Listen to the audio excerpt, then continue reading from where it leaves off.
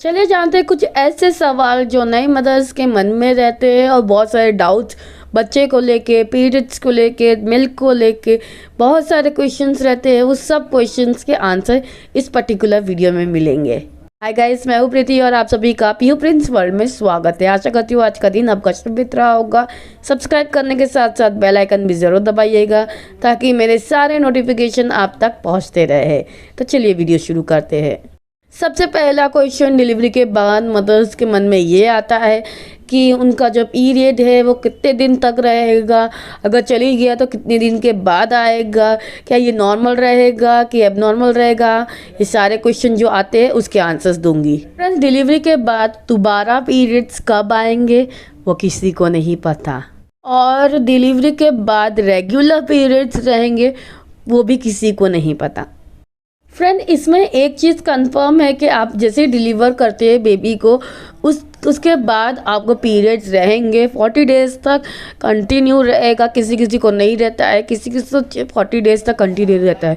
फिर उसके बाद कब आएगा वो किसी को नहीं पता, क्योंकि किसी किसी का ना रेगुलर पीरियड चालू हो जाते हैं, किसी किसी को 2 साल बाद होता है, किसी किसी को 1.5 साल बाद, किसी किसी को 6 महीने बाद शुरू होता है। वो इसलिए होता है कि प्रेगनेंसी के दौरान बहुत सारे हार्मोन्स हमारे शरीर में बहुत ज़्यादा हाई लेवल पे रहते हैं और जैसे ही डिलीवरी हो जाती है वो अचानक से सेटल डाउन हो जाते हैं। ये सारी चीज़ें ना हेरिडिटरी होती है, जो मदर से कम कैरी ऑन होती है। किसी किसी को 2 साल बाद भी आ सकता है।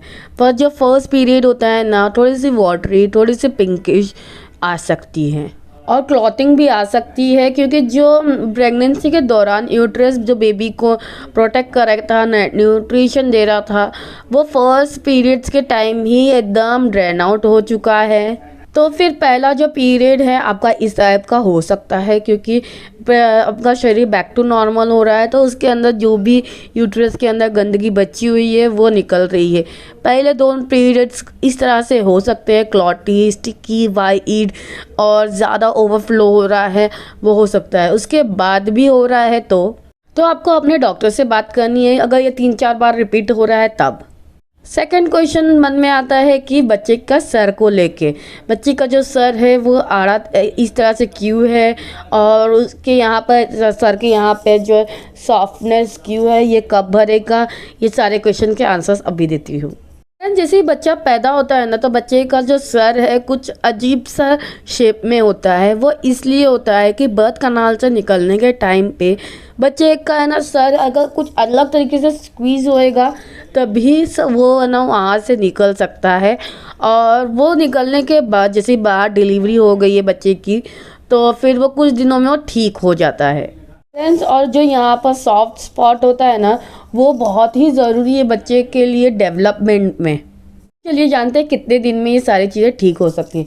जो एक अलग सा बल्जीनेस लगता है ना यहाँ पर सर पे, वो बच्चे का है ना 1 दिन में ऑलमोस्ट ठीक हो जाता है। और जो यहाँ पर सॉफ्टनेस रहती है, यहाँ पर आप छुओगे तो एक अलग सा सॉफ्टनेस रहता है ना, वो ठीक होने में करीबन 18 महीने लग जाते हैं। और 18 महीने लगते हैं तो वो बहुत ही अच्छा है बच्चे के डेवलपमेंट के लिए। थर्ड क्वेश्चन मन में आता है, इसी से रिलेटेड है कि है ना यहाँ पर जो है टेढ़ा हो गया, यहाँ पर टेढ़ा हो गया, तो वो कैसे कर सकते हैं शुरू से ही ठीक। उसके लिए एक अलग से मसाज होता है, specific type of massage head और नेक को सपोर्ट करता है। उसके अलावा आप है ना राई का तकिया यूज़ कर सकते हैं, जिससे ना हेड को राउंड होने में मदद मिलती है। फ्रेंड्स, उसके अलावा अगर बच्चा लेफ़्ट की तरफ ज़्यादा सोता है तो वहाँ पर आप तकिया, अगर आपने राई का तकिया नहीं बनाया तो वहाँ पर कुछ ऐसा ऊंचा सा बना दे ताकि वो इस तरफ सो जाए। अगर वो राइट की तरफ सोता है सर रख के, तो फिर कुछ इस तरह से सपोर्ट दीजिए ताकि वो उसका जो सर है वो सीधा बना रहे, ताकि आपका जो नेक है बच्चे का, मतलब सिर है बच्चे का, वो गोल में रह सके। और उसके अलावा आप उसे टमी टाइम देंगे तो उसका जो डिस्ट्रैक्शन है वो बहुत अच्छी तरीके से होगा। फोर्थ क्वेश्चन कि डिलीवरी के बाद मेरे को दूध आता ही नहीं है तो क्या करना चाहिए। फ्रेंड्स, डिलीवरी के बाद का anxiety, pain, recovery, hormonal changes या फिर मोड ऑफ डिलीवरी, जैसे कि आपने एक्सपेक्ट किया था कि अपना नॉर्मल होने वाला है पर सी सेक्शन हो गया है, इस वजह से ये आपको हैम्पर कर सकती है कहीं ना कहीं ब्रेस्ट मिल्क सप्लाई को। इसकी वजह से आपका दूध आया ही नहीं है ना, तब आपको क्या करना है, बच्चे को लेके अपने आप को स्किन टू स्किन टच करना है। मतलब कि बच्चा भी नंगो पुंगो होना चाहिए और आपका ऊपर वाला जो पार्ट है वो भी क्लॉथ मतलब कपड़ा नहीं होना चाहिए उसके ऊपर। और बच्चे को अपने ब्रेस्ट के बीच में लेके स्किन टू स्किन टच दीजिए, जिसकी वजह से आपके दिमाग को लगेगा आपने डिलीवर कर दिया है, अब उसको फीड चाहिए, खाना चाहिए, तो वो ऑटोमेटिकली दूध प्रोड्यूस करने लगता है।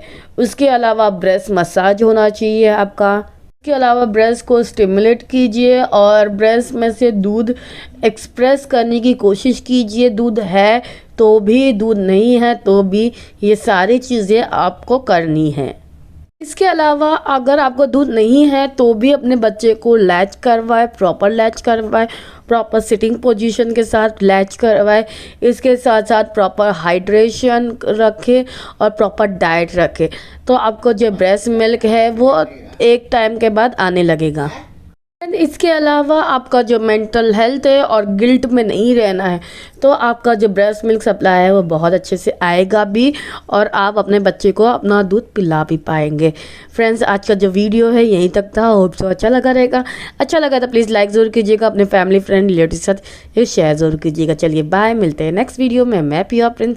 यहाँ तक वीडियो देखा है तो धन्यवाद। चलिए बाय।